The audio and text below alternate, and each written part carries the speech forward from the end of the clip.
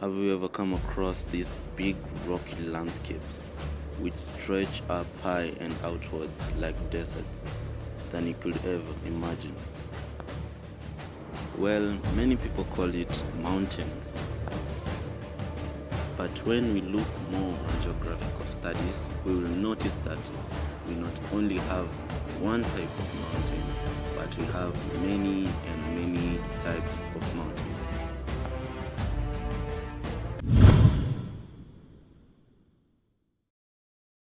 So here are the sum of the mountains: Fold Mountain, Fault Mountain, Plateau Mountain, Residue Mountain, and among others. First, we are going to discuss about the Fold Mountain. I know many people are asking what are fold mountains and how do they form, but I'm going to start with the definition. The definition of a fold mountain is the bending of a rock on the Earth's crust. Here are some of the fold mountains that you may know. First, there is Himalayas in Eurasia, there is Andes in North America, and Alps in North America. How fold mountains are formed. Fold mountains are formed through a process known as orogeny. Orogeny is referred to as major period of fold mountains building. Fold mountains are created where two or more of Earth's tectonic plates are pushed together.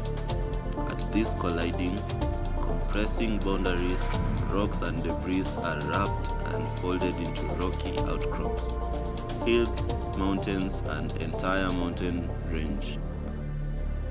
The topmost part of the fold is called the crest, while the bottommost part of the fold is called the trough.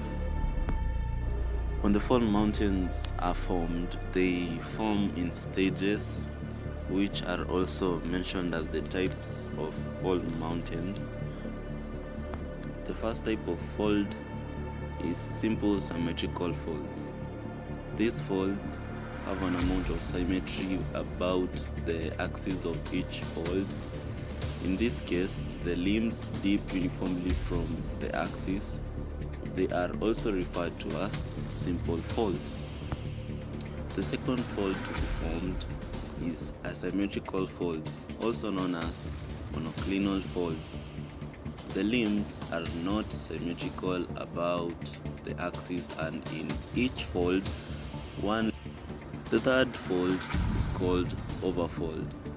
It is an asymmetrical anticline which has been completely pushed over or overturned by compressional forces. The fourth type of fold is called isoclinal folds. These are a series of close parallel overfolds with all limbs dipping at approximately the same angle and in the same direction. The fifth type of fold formed is called a recumbent fold. These are overfolds which have been forced over into near horizontal position near their axial surface nearby horizontal. The sixth type of fold is called a nape or a overthrust fold. Intense pushing may lead to fracturing along the axis. The surface of the structure in the fold is the thrust plane. The upper limb is pushed over the lower limb along the thrust plane, resulting into horizontal displacement along the thrust plane. The type of fold formed is called anticlinorium and cyclinorium complex. These are anticlines and cyclines on which minor upfolds and downfolds have been formed.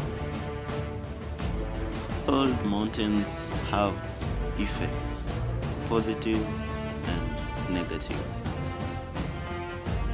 These mountains can be used for camping trips when tourists just come to visit them and other things. Those are the positive ones, but they are the negative ones.